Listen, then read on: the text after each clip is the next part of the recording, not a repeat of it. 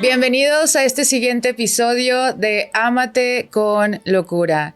El día de hoy tengo el honor de conversar con la abuela Jimena Vera Águila Moteada, que nos acompaña desde Chile en este momento. Hola, abuelita, ¿cómo estás? Hermosísima, gracias por estar aquí. Hola, Denise, pues yo también mucho gusto de volver a verte. Acá desde Chile, conectando con México, que pues es un país que amo mucho y donde también tengo raíces. Bien, es un honor tenerte, abuelita. Yo siempre me acuerdo de ti, creo que te lo dije cuando me comuniqué contigo, con muchísimo cariño porque nos conocimos hace ya varios años, allá en un retiro con la hermosísima de Moyeney. Y siempre fuiste bien linda, bien hermosa, bien platicabas conmigo. Yo en ese momento estaba pasando por una crisis y tú siempre bien hermosa y te lo agradezco infinitamente, abuelita. Te aprecio mucho.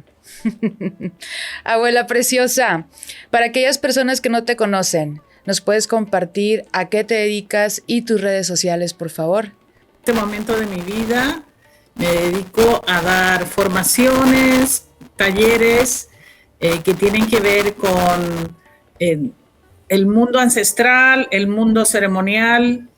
Realmente me dedico a eso. También me dedico pues a mis disciplinas espirituales. Estoy escribiendo, hago arte. Eso es lo que me dedico en este momento de mi vida, ¿sí? Y me he dedicado a muchas cosas, pero en este momento es lo que hago, ¿verdad?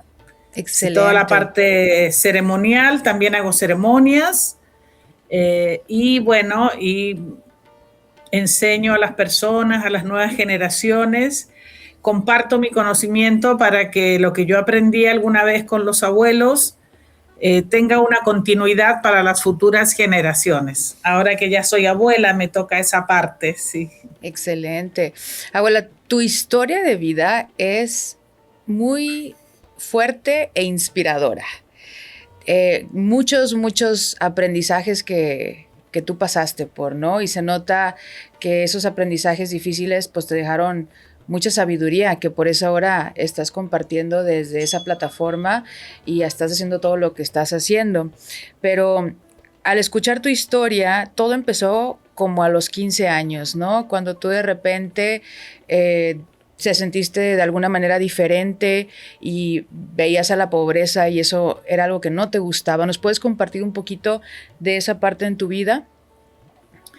Claro, bueno, yo tuve una vida de alguna manera privilegiada en el sentido de que nunca me faltó qué comer, siempre tuve una buena casa, siempre tuve buenas escuelas, y mis padres se preocupaban por nosotros, de que tuviéramos todo lo que necesitábamos, y no solo lo que necesitábamos, y también nuestros caprichos o las cosas que queríamos aprender, siempre nos facilitaban todo. Y a la edad de 15 años, pues yo siento que yo vivía como en una burbuja porque no me daba cuenta lo que pasaba en el mundo. Y fue entonces que me di cuenta que en el mundo había mucha injusticia y mucha pobreza. Uh-huh. Y ahí fue donde me sentí totalmente tocada en mis fibras compasivas, digamos, y dije, yo tengo que hacer algo, no me puedo quedar con los brazos cruzados, Uh-huh. tengo que hacer algo por la gente más necesitada. Y ahí empezó como mi camino de servicio, digamos, Uh-huh. no tan consciente, pero sí yo quería ayudar. Entonces ahí empezó ese movimiento que alrededor de mí pues nadie se preocupaba de lo que le pasaba a los demás, pero a mí sí me importaba, a mí sí me preocupaba. Claro. Y empecé a participar eh, en eventos solidarios para ayudar a la gente de bajos recursos. Así fue Sí, como empezó mi camino. empezaste a estudiar, a ayudar a las esposas de los obreros y empezaste a enseñarles a amarse a ellas mismas. Y siento que en ese momento en la cultura donde estabas era algo muy común el abuso del hombre hacia la mujer, ¿no? Y te diste cuenta que Sí, estabas empoderando a las mujeres. claro, eso fue a la edad de 19 años, cuando estaba ya en la universidad, que entré muy joven en la universidad, a Uh-huh. la edad de 17 años, Bien y a los chiquita. 19 años pues empecé a participar acá en Chile de algunos grupos, digamos, revolucionarios de la época, porque en Ajá. aquella época en Chile había dictadura. Yo la Ok. verdad no tenía idea de política, pero quería hacer algo, quería impactar de alguna manera. Tenía una pareja en aquellos años que él sí estaba más metido en estos movimientos políticos Y era un poeta contra la también. dictadura. Y a mí lo que me llamaba la atención era la parte cultural. Entonces teníamos una organización cultural que se llamaba Centro Experimental de Arte, Ok. SEA. Entonces éramos un grupo de jóvenes idealistas, algunos artistas, otros estudiantes, y yo me dedicaba a escribir porque yo estudié literatura y era lo que más me gustaba en la vida, escribir. Entonces participaba de grupos literarios y bueno, había un lugar acá en Chile que era una carpintería muy grande donde funcionábamos la parte cultural y las esposas de los obreros venían conmigo a talleres. Yo daba talleres de poesía, pero también me dijeron, ay, dale algo a las mujeres. Bueno, yo no sé para qué me lo dijeron, porque emancipé a todas las mujeres. Qué increíble. Porque ellas me decían, señorita, usted qué bonita se viste, qué bonita se ve. Le digo, ustedes también pueden verse bonitas, si no hace falta tener tantas cosas para arreglarse, Wow. para peinarse, para ponerse un vestido, andar bien presentada. Entonces decían, no podemos hacerlo porque nuestros esposos se enojan y nos pegan, porque dicen que andamos de cuscas, ¿no? Así como... Wow. Y claro, yo le decía, pero ¿cómo es posible, no? Sí. Y yo me recuerdo mucho que yo les pedía que representaran escenas de su vida cotidiana y claro, estas escenas eran terribles porque siempre estaban maltratadas, reprimidas, frustradas. Y bueno, y yo les movía la energía y hacía cosas creativas con ella y después se empoderaban. Y claro, Increíble. yo entonces no conocía esa palabra, fue en los años, imagínate, eso de haber sido en el año 78 más o menos. Entonces, no había movimiento como ahora, ¿no? Como movimiento de la Círculos de nueva era. mujeres y así, ¿no? En ese momento no. Nada, no había nada, ni había, no nadie conocía el yoga acá en Chile, Ujú. ni círculos de mujeres, ni movimientos indígenas, no se conocía, la sociedad estaba bastante aislada de la sabiduría de los pueblos antiguos y del desarrollo humano. Entonces, al pasar el tiempo ya, porque los maridos después venían y me decían, señorita, ¿qué le hizo a mi esposa? Que ya no se Imagínate. deja pegar. Wow. Pues es que yo creo que también la cultura en ese momento era distinta o la ves igual en ese entonces. No, es distinta ahora a los hombres, aunque todavía existe el machismo Sí, dentro de lo que es el patriarcado, que es un tema para escribir un libro. Bueno, hay varios sí. libros, Yo pero sé que tú tal hablas vez mucho algún de eso. día escriba un libro sobre el patriarcado porque, Estaría muy bien, y, oye. porque es muy interesante todo esto ¿cómo le llaman? El micromachismo. Hoy en día los hombres están despertando y desarrollando su parte femenina. Hay muchos hombres conscientes, ya no es como Sí, antes, incluso yo lo veo con mis hijos, que las labores de la casa se las reparten de igual manera con las esposas. Allá en México, porque yo tengo 4 hijos que viven en México, e ujú. incluso yo les digo a sus esposas, oye, no abusen de mis hijos, ya se están pasando, ¿eh? Porque Imagínate. pues Wow. hacen el... O Ajá. sea, ¿tú crees, por ejemplo, que la mujer juega un rol y el hombre también tiene su rol, pero a la vez los dos deben de desarrollar la energía femenina y masculina dentro de cada uno? ¿O Por, cómo lo ves?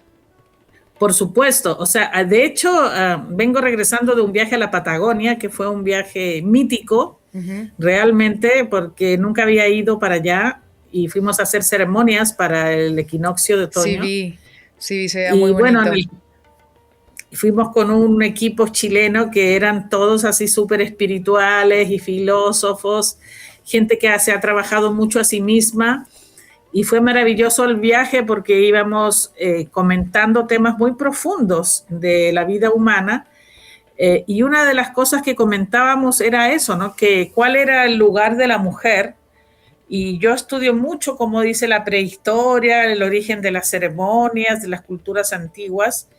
Y el lugar de la mujer en la vida, digamos, porque el mundo pues ha ido cambiando totalmente a través del tiempo, Sí. Somos las dadoras de la vida.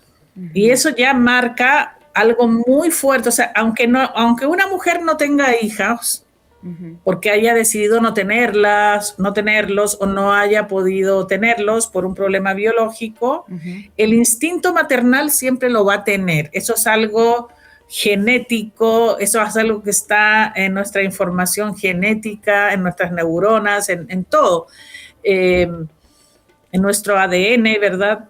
Y es que las mujeres traemos este don de dar la vida, y el hombre, digamos, estamos hablando en términos muy profundos y filosóficos, el lugar del hombre es proteger la vida, es decir, proteger a la mujer. Ahora las mujeres tenemos una sabiduría innata de conexión con la madre tierra por el hecho de ser mujeres, por nuestros ciclos menstruales. Por eso mismo estamos más conectadas con los ciclos de la naturaleza. Y tenemos esa compasión, ese amor por ese aspecto maternal. Y bueno, por eso nuestra sabiduría es tan profunda. Y el hombre debe escuchar la sabiduría de la mujer. Bueno, hay un maestro que decía la mujer es la brújula y el hombre el timón. Entonces, por eso que también existieron culturas antiguas, culturas matrísticas, no les llamamos matriarcales, sino matrísticos, porque matriarca es el gobierno de la mujer, como patriarca es el gobierno del hombre. Sí. Pero matrístico quiere decir que desde la madre, desde ese arquetipo de la madre, la mujer compartía su sabiduría dentro de las tribus, dentro de las naciones antiguas, y el hombre respetaba esa sabiduría, y el hombre se abocaba más bien a lo social, a la organización social, pero siempre bajo el consejo de la mujer, de los consejos de ancianas, de los consejos de madres. Y existieron varias culturas, como por ejemplo las culturas de la diosa en Europa, y acá en América tenemos a la Federación Iroquesa, que las mujeres, todas las decisiones de la tribu tenían que pasar por el consejo de madres, por el consejo de abuelas, antes de poder accionar. Y también ellas escogían a los representantes de cada aldea, de cada clan, y estos representantes eran hombres. Entonces se repartía este poder, o sea, no era unilateral el poder. Claro. Las mujeres no estaban sometidas, las mujeres eran libres, también podían expresar todos sus dones, no eran reprimidas y eran valoradas en su esencia. Qué bonito. Y claro, al día de hoy los hombres están despertando a su femenino, las mujeres hemos despertado a nuestro masculino ya desde hace tiempo, desde que empezamos a aprender a ser autónomas. Pero eso no quiere decir que no necesitemos a los hombres, ¿verdad? Somos como un equipo, ¿no? Somos complementarios.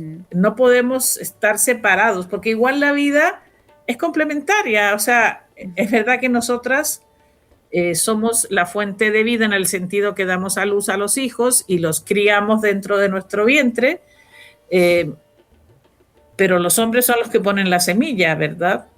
Así es. Y necesitamos esa energía masculina, y por eso te digo que este viaje que hicimos a la Patagonia fue perfecto, porque iban 2 hombres y 2 mujeres. ¡Qué increíble! ¿Y ahí en ese viaje fue como un peregrinaje? ¿O cómo fue un peregrinaje. Muy bien, sí. Qué bonito. Yo acabo de hacer un peregrinaje aquí en Monterrey. Hay una ruta fueron 29 kilómetros, pero es la versión de Monterrey de la ruta el Camino de Santiago de Compostela. ¿Ves el camino que Ya. está allá en España? Bueno, aquí en Monterrey hay una ruta y tiene también así de que flechitas amarillas con el caracol, que son lo que representa el camino de Santiago de Compostela. Pues aquí fueron 29 kilómetros y fue una experiencia bien hermosa, la verdad. Los peregrinajes son como, yo los veo como una meditación, pero en, en movimiento, ¿no? Para ir hacia adentro, para conectar un poquito pues con lo de adentro, porque estamos todo el tiempo conectados con todo lo externo y tomarnos este tiempo para hacer peregrinajes, rituales, que ahorita nos vas a platicar de todo eso que está padrísimo. Quiero regresar a cuando te metiste al movimiento revolucionario. Creo que por ahí me compartiste que tu pareja en ese entonces era de izquierda y que tú también entraste ahí de izquierda.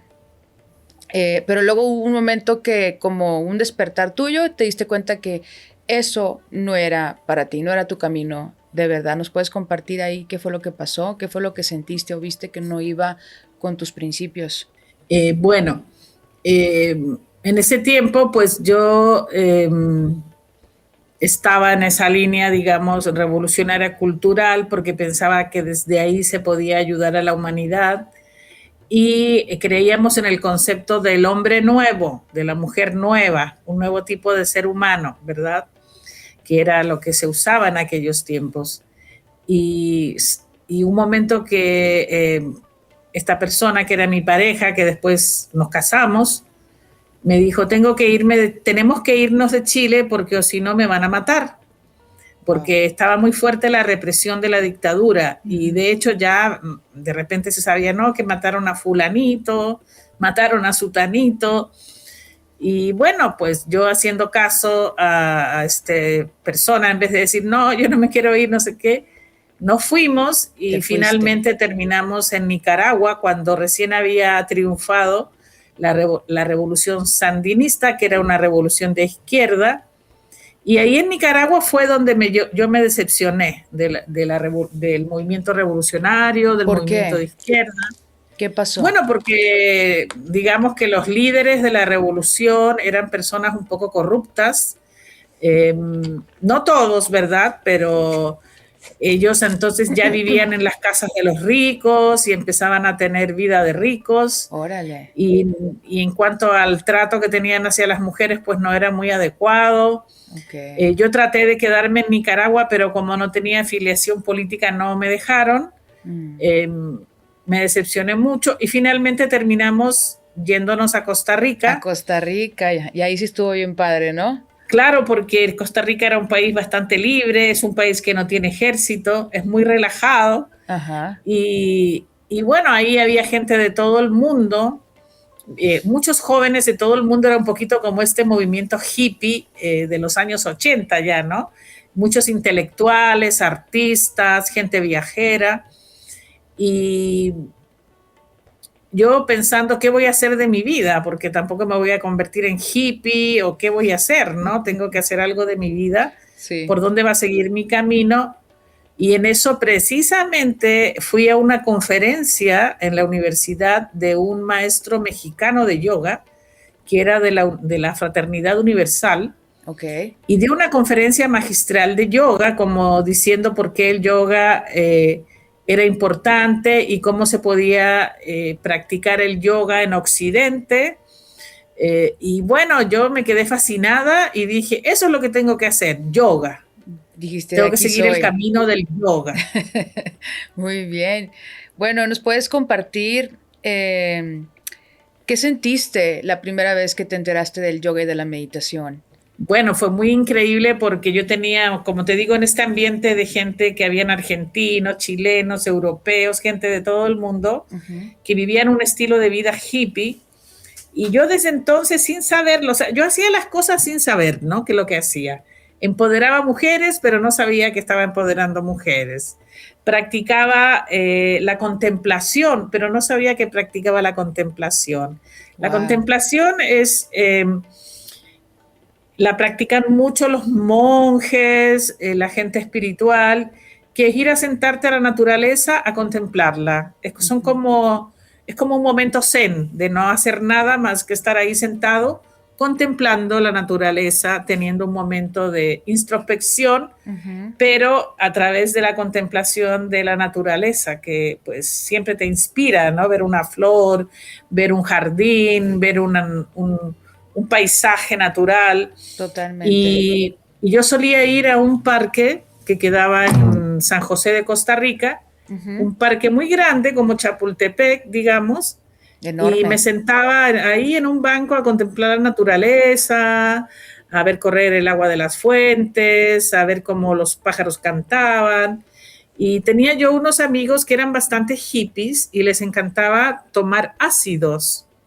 Y yo jamás nunca he tomado un ácido en mi vida, ¿no? Nunca has Como que tomado un ácido. Wow. no, Ok. pero sí he tomado medicinas, Plantas medicinas de poder, medicinales, ¿no? ayahuasca, peyote, Sí, San Pedro sí, cactus. sí. Sí. Y ¿Y qué te bueno, en aquella parecen? época no sabía yo que existían las medicinas, pero le huía a esto de las, entre comillas, drogas.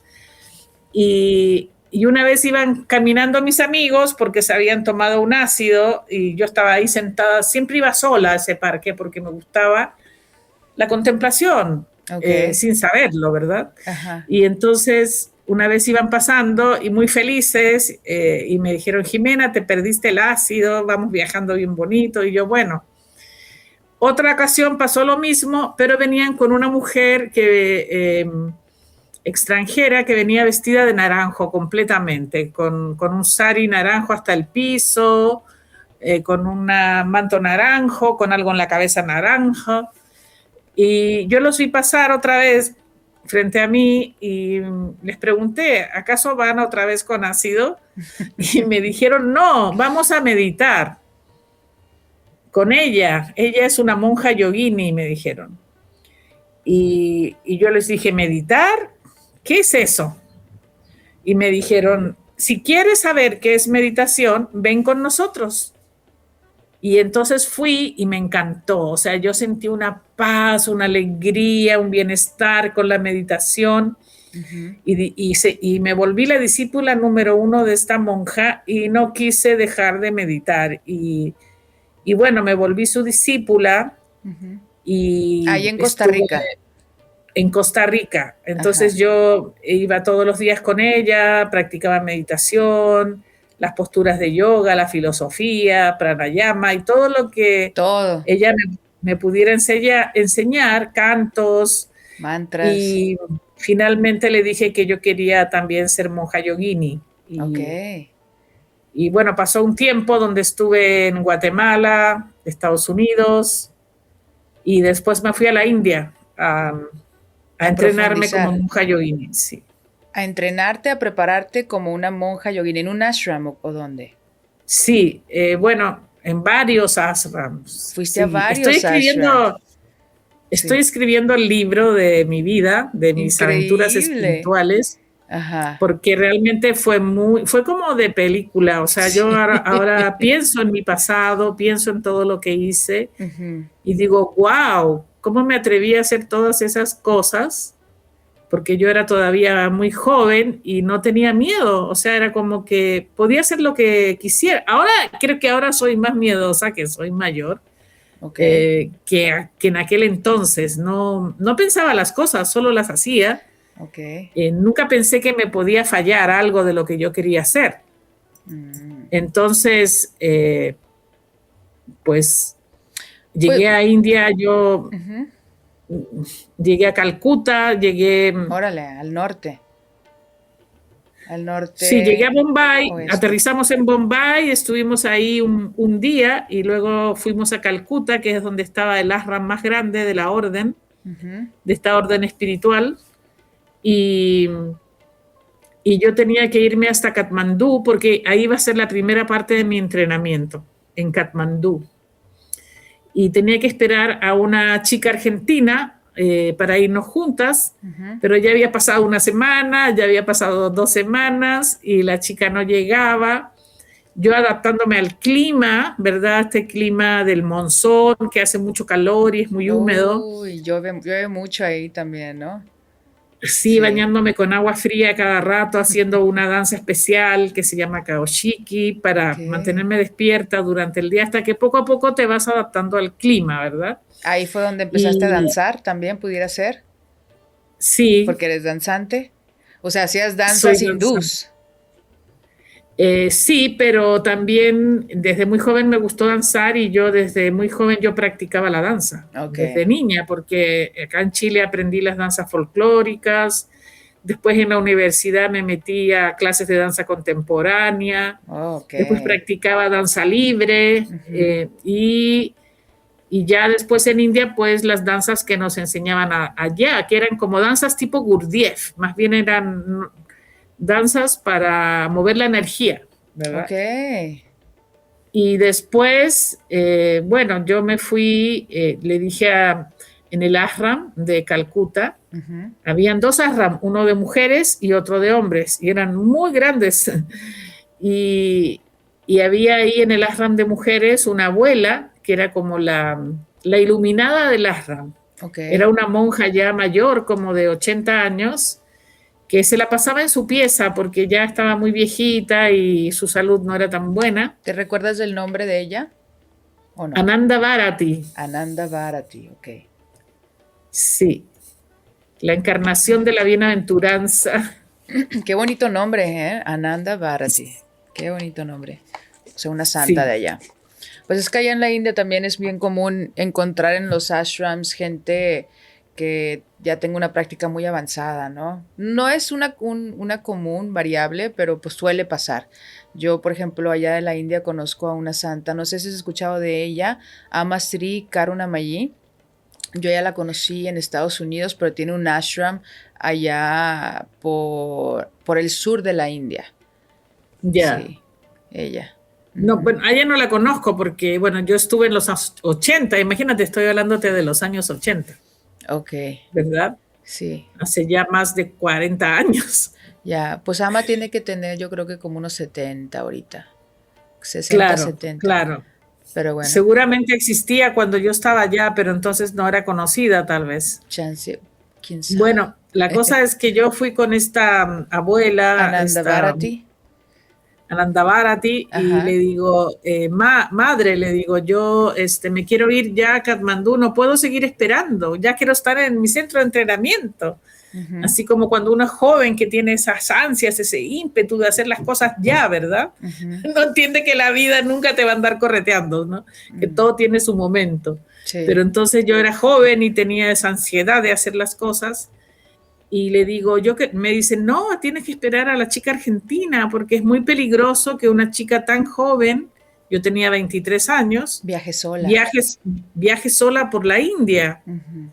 Y yo así con una determinación muy grande le dije, yo no estoy sola, Baba está conmigo, el maestro. Wow, sí, sí, sí, qué bonito, con tu fe por delante, así. Y ella se quedó así como un poquito así, oh, como sorprendida por lo que le dije. Ujú, Y me dijo, tienes razón, Baba va contigo, te bendigo para que emprendas tu camino. Y me pone la mano en la cabeza para bendecirme. ujú. Y, y me fui y claro, pasé mil aventuras en el camino, Me igual imagino. ¿Quieres situaciones de contarnos? miedo, de que no sabía qué hacer, ¿verdad? Pero como siempre me las Ajá, he apañado, existe ese instinto de su sobrevivencia, esa inteligencia para ir pasando las claro. pruebas del camino y finalmente llegué allá a Katmandú. Ujú, Y claro, yo llegué, es muy chistoso porque eso lo pongo en el libro que estoy escribiendo, ujú. un adelanto, de que yo iba, pues viajé, me demoré como 5 días en llegar a Katmandú entre trenes, buses, en una me tuve que quedar en la frontera en un hotel. Ujú. Y, y cuando llego a Katmandú con un papelito, con la dirección, eh, porque no habían teléfonos celulares y No, eso, ¿no? pues Que no. tienes que ir cuidando el papelito ahí en tu bolsito, que yo llevaba mi pasaporte y mi papelito Ajá. y mi dinero, y cuidándolo para que no se te perdiera, porque si se te perdía, estaba perdido, no sabías dónde tenías que ir. Ujú, O que te lo aprendieras de memoria la dirección, ¿verdad? ujú. Y, Y llego pensando, ay, por fin voy a poder hablar con alguien, contarle mis aventuras de viaje. Ujú. Y en el ashram había una chica francesa que era como la que estaba trabajando ahí, una devota del ashram. Y cuando llego le digo, hola, por fin llegué, no sé qué. Y me muestra un papelito y me dice, no puedo hablar porque estoy en ayuno de palabras, en monobrata. Sí, estaba en un voto de silencio, ¿no? Claro, y Sí. ahí empieza como las enseñanzas, ¿no? Que son tan divertidas, porque uno dice, ay, ahora sí que quiero sentarme con ella a contarle todo lo que me pasó en el viaje, y no le puedes contar, tienes que quedarte callada. Sí.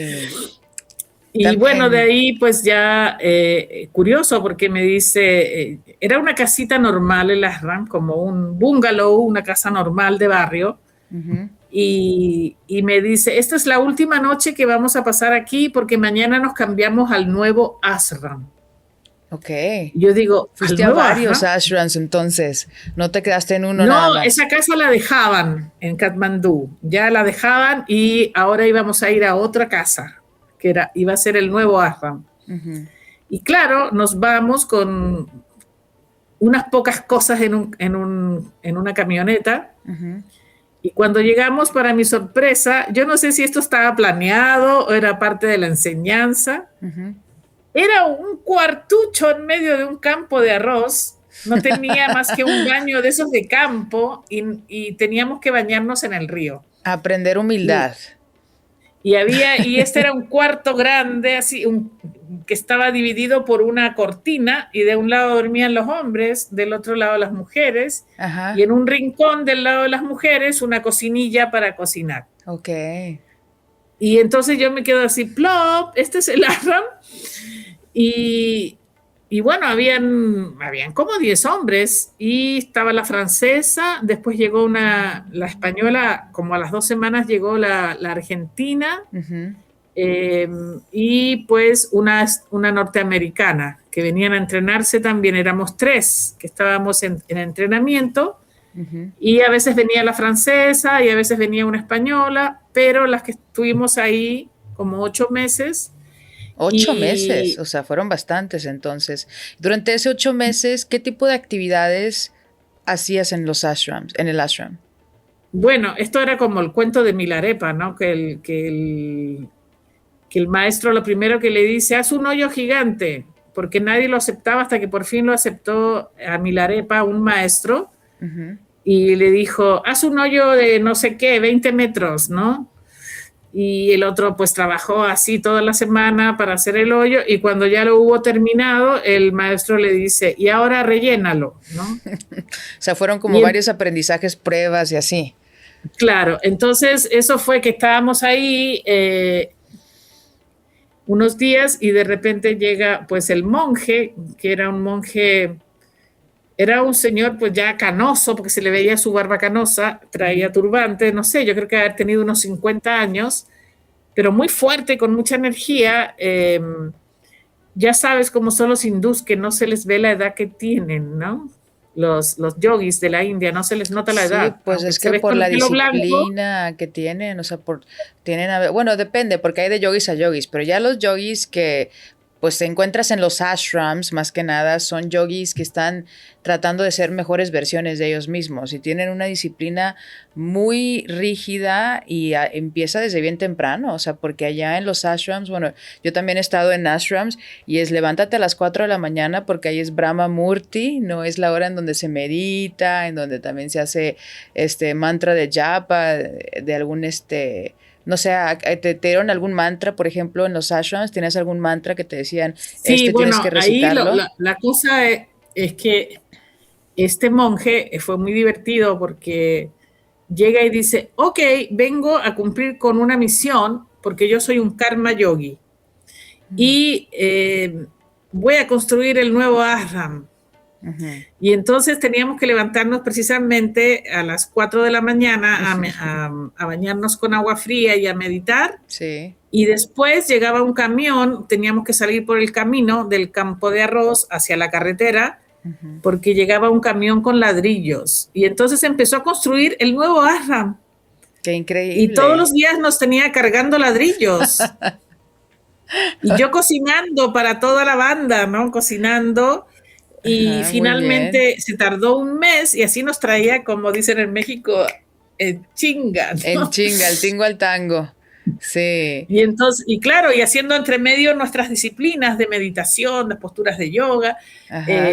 todo lo que todo eran como varias lecciones de meditaciones y obviamente que usábamos mucho los mantras. Ujú. Y cantábamos mucho canto devocional, canto sánscrito, visualizaciones, repetición de mantras internos, los mantras de los chakras, mantras también para cantar, tu mantra personal. Y finalmente, pues después de un mes, dejó un salón de meditación, una recámara para el monje, Ujú. otra recámara grande, grande para los hermanos, una cocina con una bodega al lado y arriba de la cocina y la bodega la habitación de las mujeres. Ok. Pues Y sí, los entonces hombres y este mujeres monje era, separados es clásico, ¿no? La separación. sí, era yoga de la acción, o sea, y bueno, Ujú.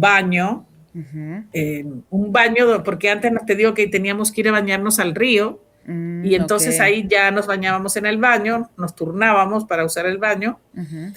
y era un baño grande. Y bueno, pues fue muy chistoso porque termino de construir todo en un mes, o sea, nos traía así, así, así. Y No hay dice, ya tiempo que terminó mi perder. misión. Claro, dijo, ya terminó mi misión de Karma Yogi y me voy. Y mañana llega su nuevo monje. Y el nuevo monje era un monje muy joven, se veía así como de 28 años, que era igualito a Krishna, tenía la cara azul, el pelo azul, era guapísimo, joven, alto así, bueno, no tan alto, pero pues un hindú muy guapo, muy hermoso, y aparte era súper místico, y ahí cambió totalmente la dinámica El del ashram. ashram, ¿no? Ujú. Entonces meditábamos, danzábamos, nos contaba historias, nos sacaba a pasear, nos llevó a conocer todos los templos de Katmandú, nos llevaba a meditar a los bosques, ahí los monos venían a robarnos nuestro lunch. Y bueno, fue porque aparte de toda la maravilla que era estar ahí con esa disciplina y esos cantos, ese mundo de las mil y una noches, Ujú.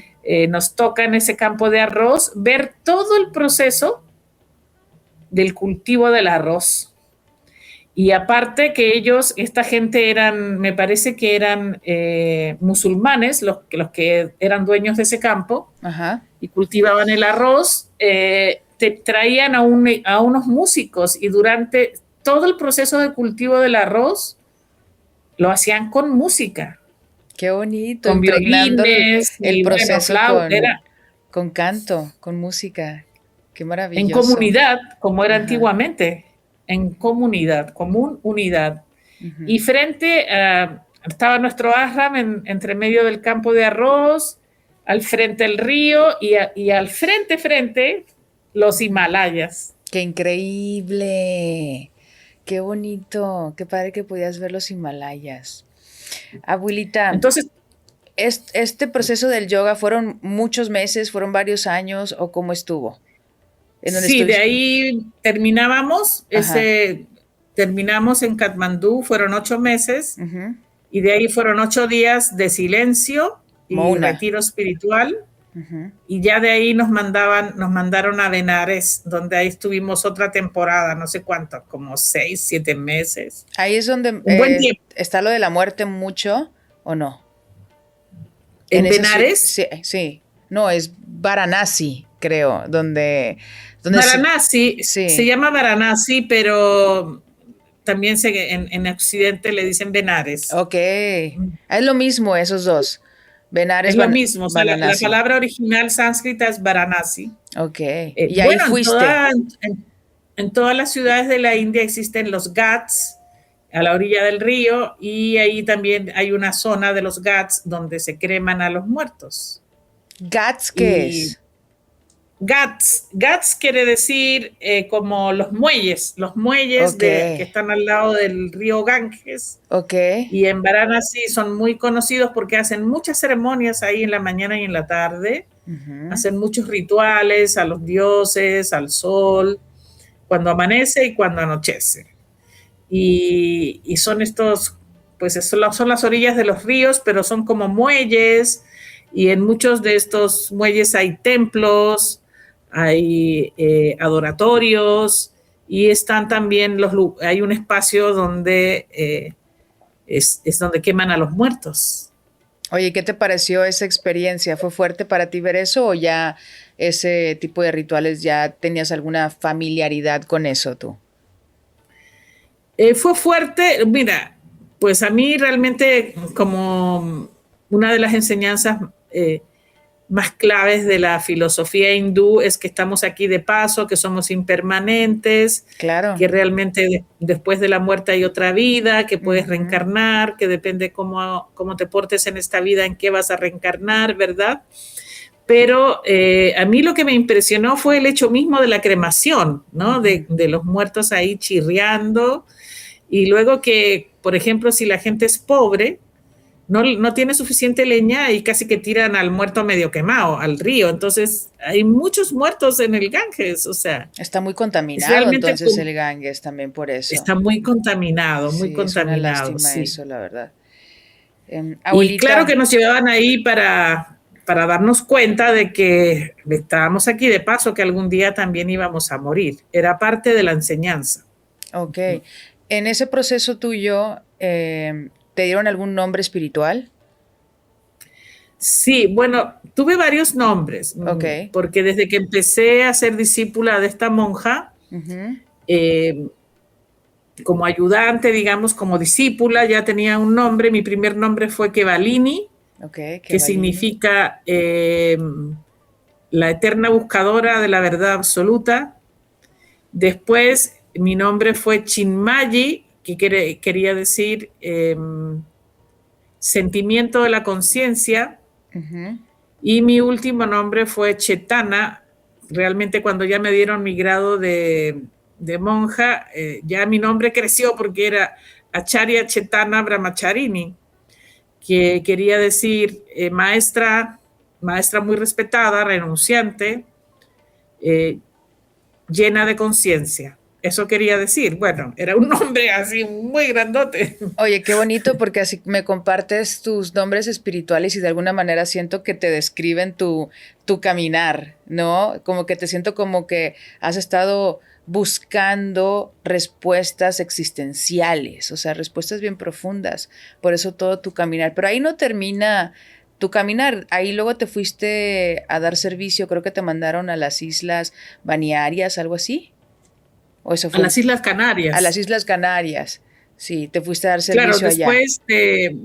después de Benares, o sea, todo eso lo estoy escribiendo porque son muchos detalles de la disciplina, de las enseñanzas, de la vivencia misma de estar allá, ¿verdad? Con otras personas, Ujú.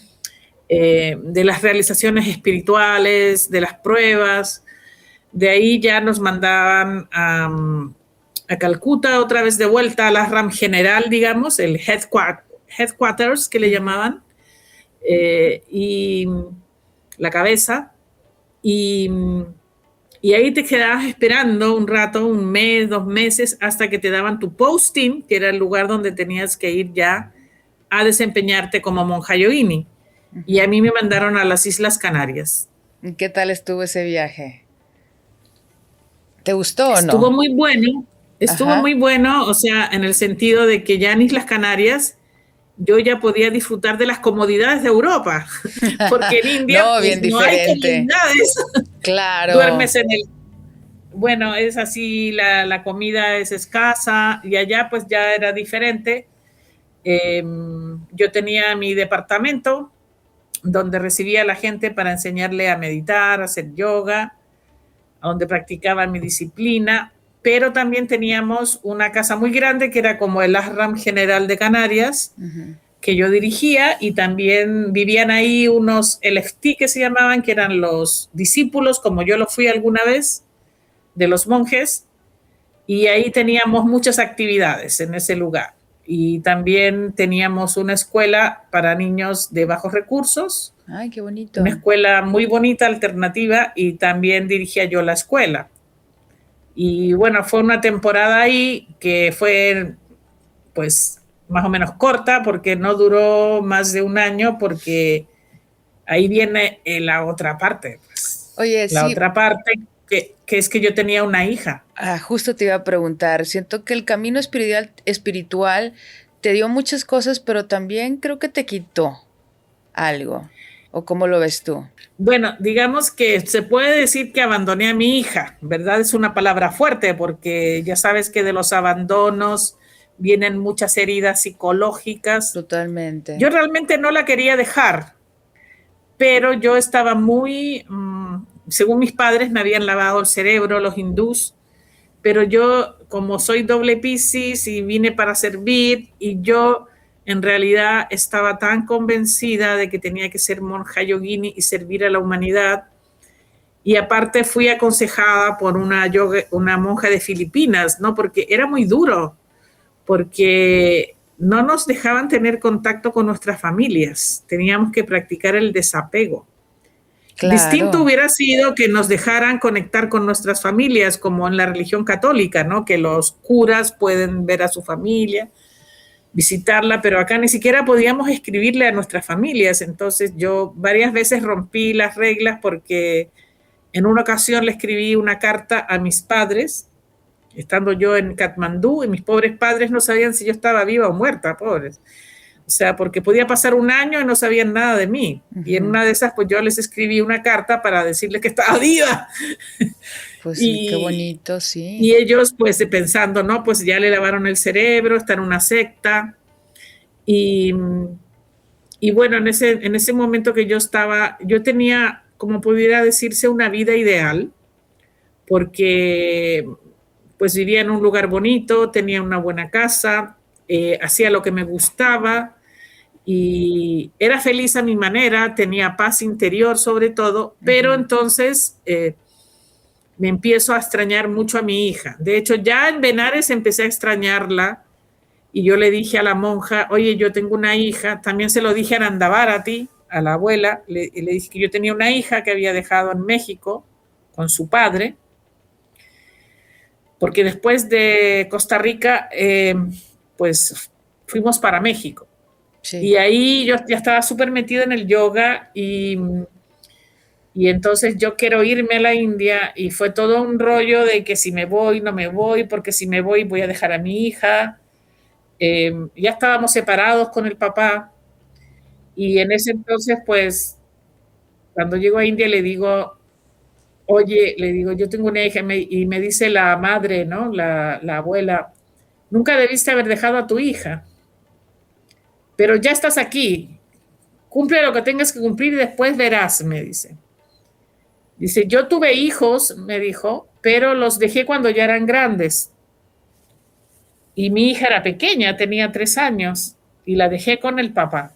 Entonces era como el llamado, y lo consulté con el I Ching decía que tenía que cruzar las grandes aguas, y yo era muy feliz como monja yogini. De hecho, si tú me preguntaras... Abuela, pausa ahí. ¿Qué es I Ching para aquellas personas que no saben qué es eso? El I Ching, el libro del I Ching, que es el libro de las profecías. Ok, ya lo viste ahí, lo leíste. Pues es que mira, yo entiendo que, vaya, el haber dejado a tu hija, y lo veo en tus ojos, que es algo que te pesa, que es algo que probablemente hasta el día de hoy estés en ese proceso de todavía de transmutar o soltar de alguna manera, porque yo siento que ese camino que hiciste fue un crecimiento muy profundo que tuviste, y probablemente si no hubieras tomado ese camino, no hubieras aprendido todo lo que aprendiste.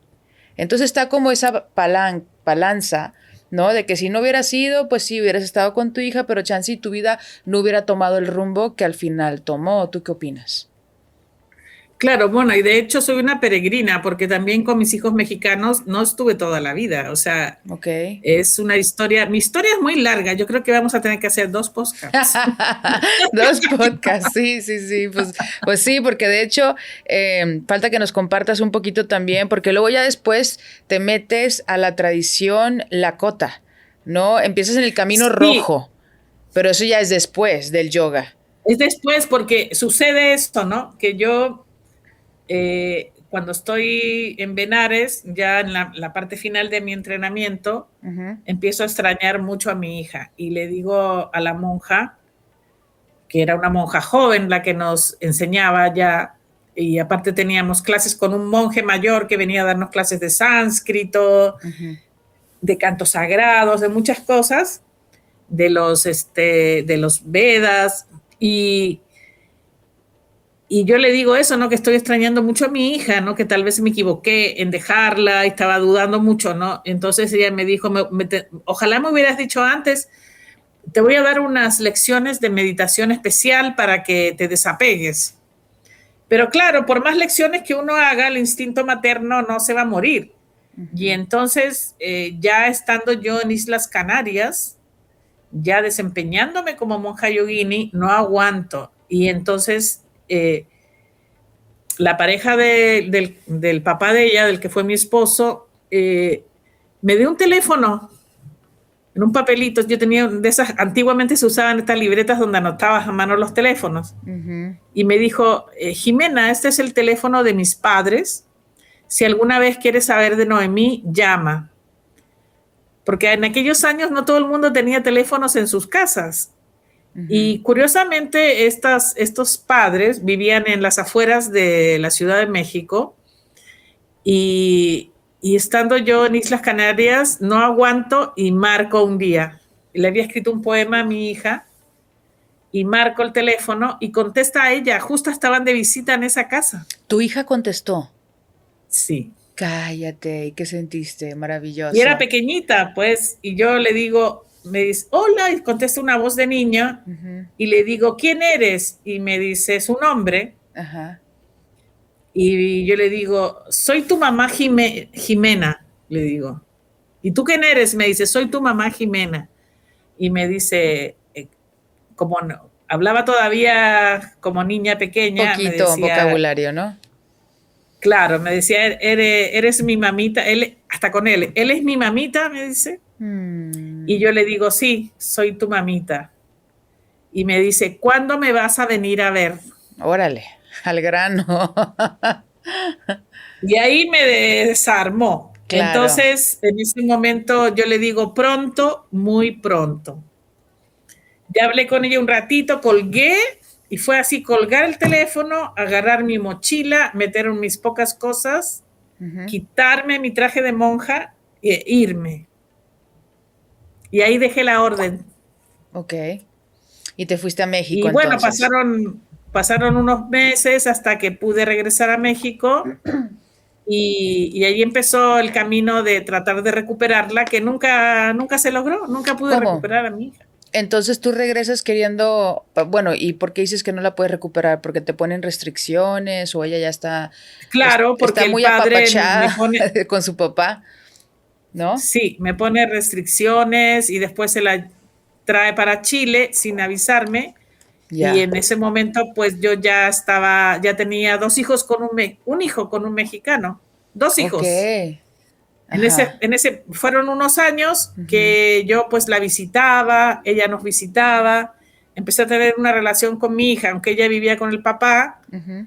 eh, yo la visitaba, me fui a vivir cerca de donde ella vivía, después pues ella venía a la casa, conoció a sus 2 hermanos que Ujú. eran pequeñitos y, y bueno, en un momento él se la trae de vuelta a Chile y ahí ya pierdo contacto con mi hija por segunda vez y ya no puedo volver a verla hasta que muy grande ya, hasta los 15 años, eh, porque mis hijos, yo tenía pues bebés en México, no podía dejar a mis bebés, ya no podía No, estabas irme con ellos, atrapada de venirme alguna con, manera, ¿no? sí. Abuelita. Entonces, de alguna manera es Ujú. esa parte del destino que duele, ¿no? Que como seres humanos siempre tenemos alguna parte de nuestro destino que duele, que podríamos decir que es nuestro karma o lo que nosotros mismos hemos generado con nuestra inconsciencia, pero que es parte del camino y que al final también son las pruebas que tienes que pasar para poder despertar tu conciencia. Totalmente. ¿Y cuándo ya ¿Sí? te empiezas tú en el camino rojo? Cuando llego a México y mis hijos estaban pequeños, empecé a participar en una organización. Mi esposo era de la Gran Fraternidad Universal y por eso nos conocimos, por el yoga. Ok. Y claro, yo venía con esa disciplina de la India, cosa que la disciplina de la Gran Fraternidad Universal me pareció de juegos, porque meditaban una vez a la semana y yo me levantaba todos los días a meditar a las 5 de la mañana. Entonces decía, oye, pero estos están jugando al yoga, no saben lo que es la disciplina. Y yo hacía todos los días yoga y era vegetariana, ¿verdad? Sádvica. Entonces era así como que yo decía, ay, estos son los yogis de Occidente, nada que ver con los de la India, ¿no? Era así como como voy una vez a la semana al gimnasio, ¿entiendes? Entonces, claro, ahí yo empecé a criar a mis hijos y uno de los maestros de la fraternidad tenía una organización que se llamaba algo que tiene que ver con América, porque ese abuelo estaba muy interesado en todo lo que eran los pueblos indígenas. Ay, qué Y ahí es bonito. cuando empiezo a enterarme de el mundo indígena de México y me siento súper atraída y empiezo con este maestro que tenía este grupo que se llamaba Maíz, Mancomunidad de la América India Solar, y ahí empiezo a conocer todo lo que es Camino Rojo, la danza mexica. Entré primero a la danza mexica. Abuela, para aquellas Conjunta. personas que no conocen el camino rojo, ¿pudieras decirnos así qué es como cuál es lo clave del camino rojo? O sea, para ser parte del camino rojo tienes que hacer esto y esto y esto, o tienes que seguir esto y esto y esto y esto, o ¿cómo es? ¿Cómo se llega a formar parte del camino rojo?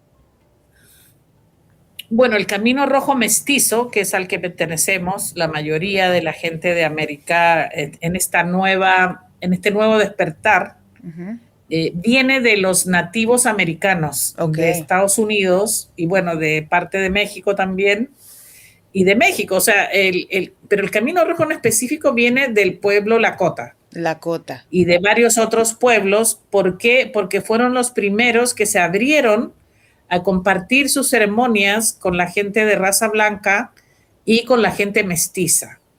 ¿Y qué es lo que este mundo necesita ahora, no? La sabiduría de los pueblos originarios, porque ellos tenían la clave de cómo vivir en armonía con la madre tierra. Eso. A lo que llaman aquí en Sudamérica el sumac causai, ¿sí? El buen vivir.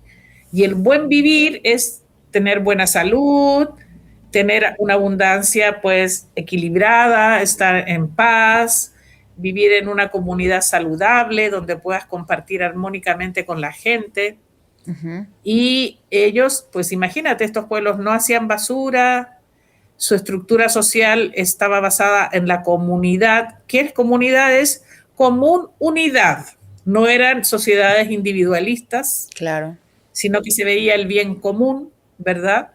Y sus ceremonias estaban relacionadas con los ciclos de la naturaleza y de la vida. Entonces, esto aprende mucho porque el mundo se pierde y las nuevas generaciones empiezan a buscar una espiritualidad que no sea la tradicional de las iglesias que hay en el mundo.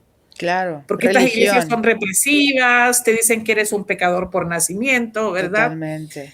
¿Y qué te ofrece el Camino Rojo? Te ofrece el volver a tu propio ser, a tu naturaleza, como hijo de la tierra, en conexión con la madre tierra, con los elementos.